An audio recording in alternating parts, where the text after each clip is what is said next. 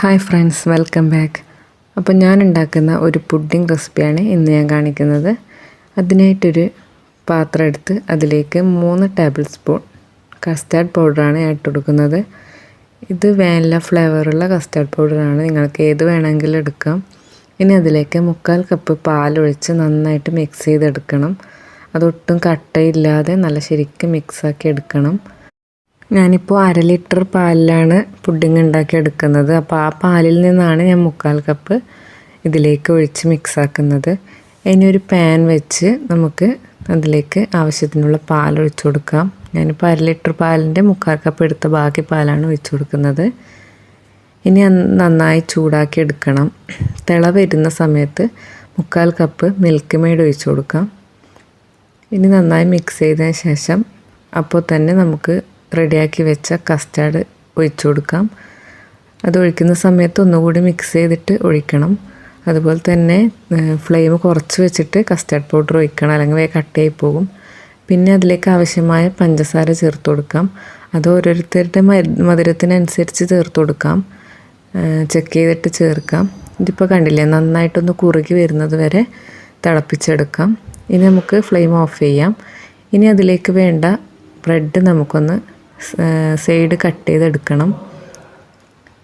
ഞാനിപ്പോൾ ഇവിടെ ഒരു 10 ബ്രെഡ് പീസ് എടുത്തിട്ടുണ്ട്. 10 സ്ലൈസാണ് എടുത്തത്.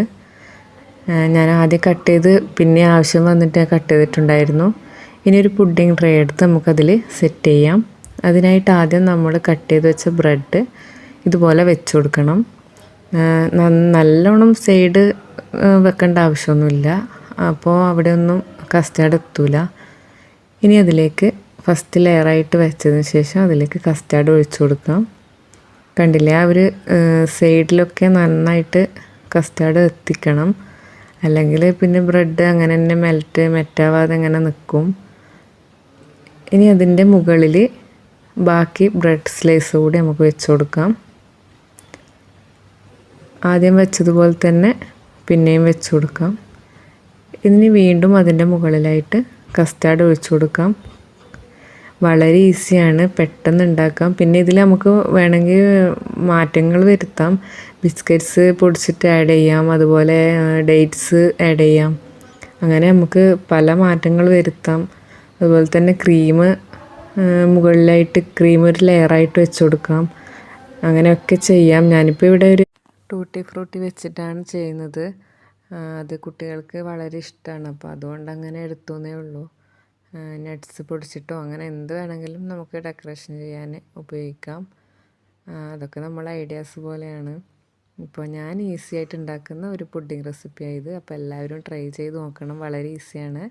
ഫീഡ്ബാക്ക് അറിയിക്കണം. താങ്ക്